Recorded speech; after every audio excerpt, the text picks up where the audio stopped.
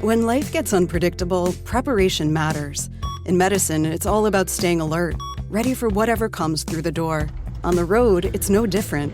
That's why Volvo designs vehicles to help anticipate risk, reduce harm, and protect lives. The Volvo XC90's advanced safety systems inspire confident decisions wherever the road takes you.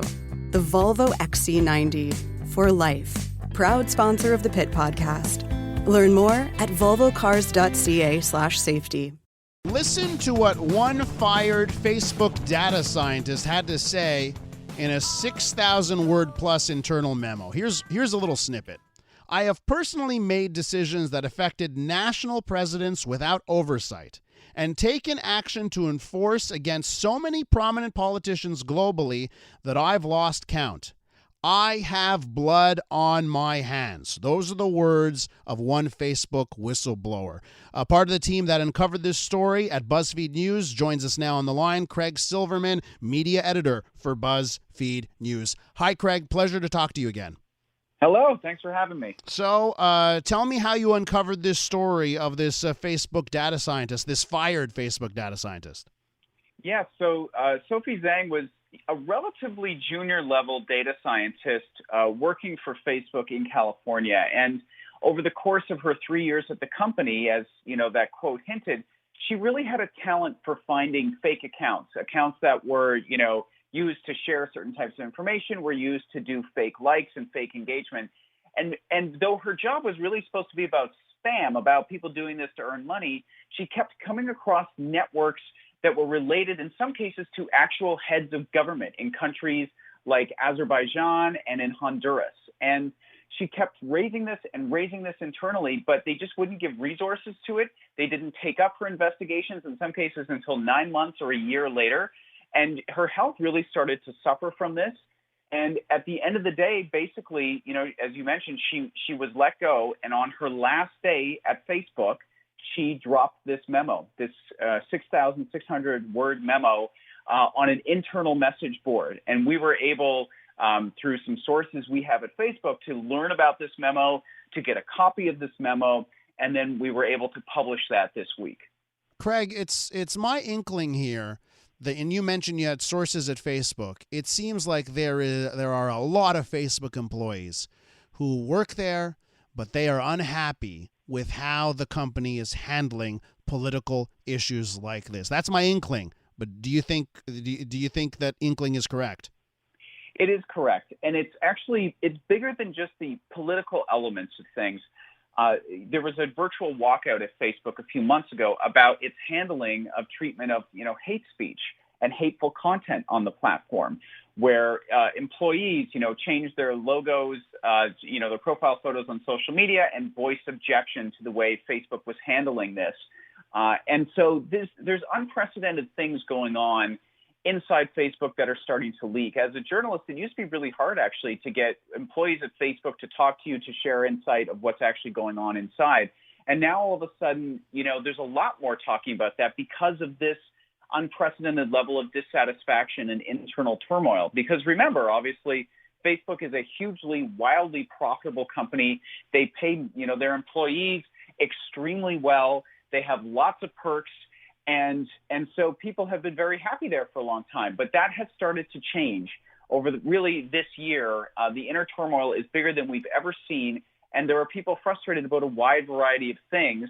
And they're really starting to speak up and trying to bring attention and pressure on leadership for change. We're with BuzzFeed News reporter Craig Silverman, part of the team that uncovered this story about a fired Facebook data scientist who was at least trying to speak up internally at the company. Craig, you mentioned the money, right? And how profitable this company is. The last sort of figure I saw is that, for instance, the Donald Trump campaign spending $11 million a week on Facebook. Politics it makes this company a lot of money, doesn't it? Political ads, they certainly bring in some revenue. But I also would say I don't know that that's sort of the big incentive at play here. I think it's more about the power dynamics than the money. That, Facebook is a global and extremely powerful entity. I mean, think about what precedent is there for a company, a for-profit company, to be present in almost every country on Earth, to have more than 2 billion users, to be making insane profits, and to be, in some countries, the default platform for speech and communication now. There's really no precedent for that. And so what Facebook wants is to be able to continue that money machine. And political ads, while they bring in some revenue, they don't bring anything close, to the revenue they get from small and medium-sized businesses.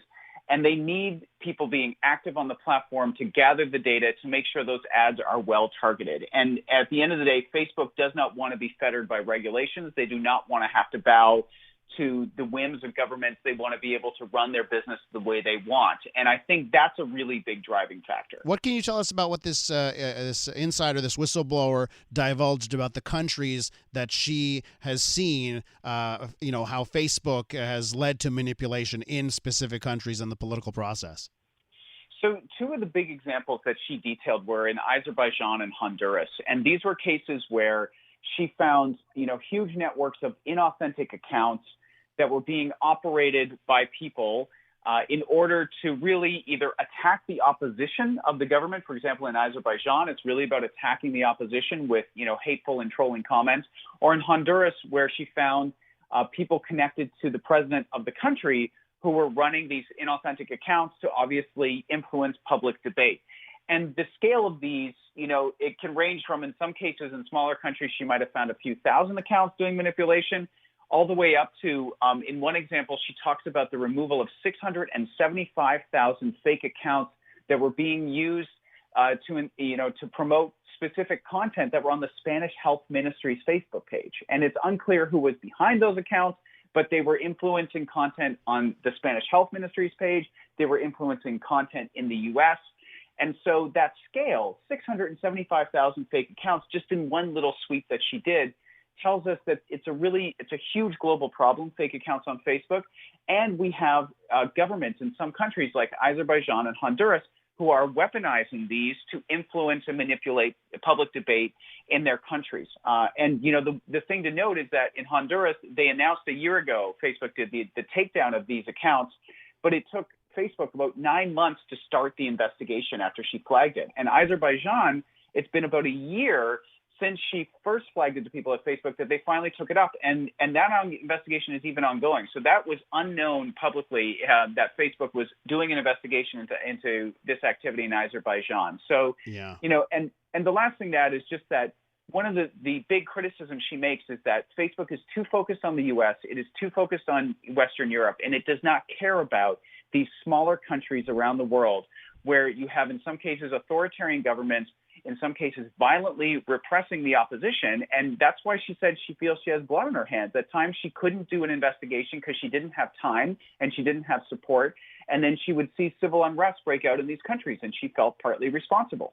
Craig, thanks for coming on the show. I encourage everyone listening to us to go check out your latest piece on BuzzFeed News. I have blood on my hands. A whistleblower says Facebook ignored global political manipulation. Craig, always a pleasure to talk to you. Thanks for having me. That's Craig Silverman, a media editor and news reporter at BuzzFeed.